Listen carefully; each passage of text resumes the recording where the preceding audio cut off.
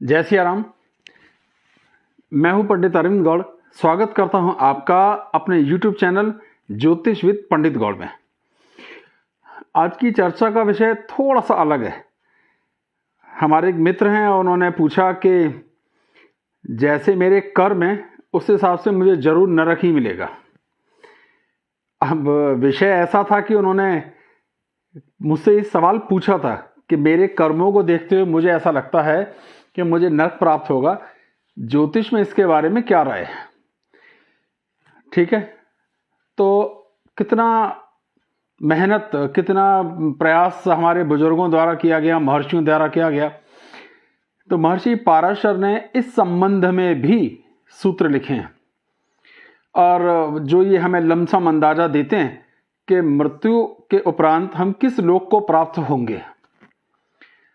4 यहाँ मुख्य लोकों की कल्पना है: देवलोक, पितृलोक, धरती लोक और नरक लोक। देवलोक का अर्थ तो यह मोक्ष है, यानी आप जन्म मरण के बंधन से मुक्त हो जाएंगे। पितृलोक का अर्थ है कि आप कुछ समय तक स्वर्ग में रहेंगे, उसके बाद आपके जब पुण्य कर्म पूरे हो जाएंगे तो वापस आपको यहाँ फिर से जन्म लेना होगा।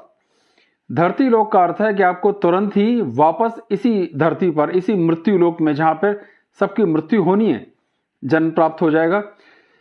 और नरक लोक का अर्थ यह है कि आप यहां से नरक को चले जाएंगे, यानी कि आपका जो स्थिति है वो सबसे अधिक खराब हो गई। क्या संभावनाएं दी हैं? तो सूत्र के हिसाब से जन्म कुंडली के 6ठे और 8वें भावों पर हमें ध्यान देना है। उनमें जो ग्रह हैं, कल्पना कर लीजिए कि 6ठे भाव में या 8वें भाव में या दोनों में मिला मिलूकर सिर्फ एक ही ग्रह है, तो वो ग्रह अगर एक ही है फिर तो कोई चर्चा बची ही नहीं। उस ग्रह के हिसाब से आप, मैं जो लिस्ट दिखा रहा हूं उसे आप देख लीजिए। उसमें लिखा है कि अगर गुरु होगा 6ठे या 8वें में अकेला, बलवान हो, उसकी स्थिति मजबूत हो, तो देवलोक यानी मोक्ष की प्राप्ति। चंद्र और शुक्र होंगे तो पितृलोक, जिसके बारे में बता चुका हूं। सूर्य और मंगल होंगे तो मृत्युलोक, यानी इसी धरती पर वापस जन्म। और उसके बाद बुध या शनि में से कोई सा होगा तो नरक लोक की प्राप्ति होगी। तो ये आधा हिस्सा तो ये है। आधा हिस्सा ये है कि अगर कोई भी ग्रह ना हो तो फिर क्या करना है, तो उसको मैं अभी बताऊंगा। पहले इस आधे को समझा देता हूं। अच्छा, ये एग्जाम्पल पे आप ध्यान दीजिए। ये एक कुंडली है जिसमें अष्टम भाव में गुरु बैठे हैं, वो भी सिंह राशि में। तो ये स्थिति बहुत बढ़िया हो गई। और इसमें और क्योंकि 6ठे भाव में केतु है, वो छाया ग्रह, उसे लेने का नियम बताया नहीं गया, तो यहां कोई विशेष आप विचार करने की बात रही नहीं। सीधा सीधा यहां पर हमें क्या प्राप्त हुआ? देवलोक की प्राप्ति होती हुई दिखाई देती है। ठीक है। अच्छा, दूसरी इस कुंडली को देखिए। इसमें अष्टम भाव में चंद्र बैठे हैं, 6ठे घर में कोई ग्रह है ही नहीं, तो यहां सीधा सीधा चंद्र के कारण आप देखिए, दूसरी कैटेगरी थी चंद्र और शुक्र अगर हो, इनमें से कोई एक भी होगा तो पितृलोक का ये एक एग्जाम्पल हो गया। पितृलोक का एक और एग्जाम्पल देखिए। यहां 6ठे घर में शुक्र बैठे हैं, 8वें घर में कोई भी ग्रह नहीं बैठा, क्योंकि एक ही ग्रह बैठा है। तो फिर इसका तरीका यह हुआ कि हमने इस हिसाब से इसे ले लिया। तो ये पितृलोक का एक और एग्जाम्पल हो गया। अच्छा, भूमि लोक का एग्जाम्पल देखिए। इसमें अष्टम भाव में मंगल स्वग्रही स्थिति में बैठे हैं और सूर्य या मंगल में से कोई होगा तो वापस इसी धरती पर जन्म लेना है। तो ये उसका एग्जाम्पल एक हो गया। इस कुंडली में देखिए, ये चौथा एग्जाम्पल, जो चौथी कैटेगरी का एग्जाम्पल है, वो है नरक लोक का। यहाँ अष्टम भाव में बुध और शनि दोनों ही बैठे हैं। ये वृश्चिक लगन की कुंडली है और बुध यहाँ स्वग्रही हैं, तो बुध अधिक बलवान है, तो इसका मतलब बुध के हिसाब से सब कुछ होगा। तो यहाँ ये नरक लोक का एक एग्जाम्पल हो गया। अब एक दूसरा सवाल ये उठ सकता है कि अगर 2 ग्रह हो, 6ठे में भी हो और 8वें में भी हो, तो क्या किया जाए? तो हमें उसको इस हिसाब से देखना है कि दोनों में से बलवान कौन सा है, किसकी सामर्थ्य अधिक है। जिसकी सामर्थ्य अधिक होगी उसी को लिया जाएगा। इसके लिए नवांश कुंडली का सहारा भी ले सकते हैं। जो ग्रह यहां बलवान है, अगर वो नवांश में भी बलवान है तो इस हिसाब से उसे लिया जा सकता है। अब इस विषय को समझाऊंगा तो फिर नवांश देखना तो ये विषय बहुत लंबा हो जाएगा, पर आप ऐसे समझिए, उसकी सामर्थ्य को आप नवांश से भी चेक कर सकते हैं।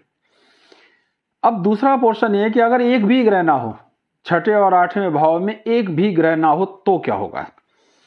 ऐसी स्थिति में वहां जो भाव हैं उन भावों के स्वामी को लीजिए, छठे भाव का स्वामी और आठवें भाव का स्वामी, और देखिए कि उन भावों के स्वामी दृश्यकाण कुंडली में कैसे हैं।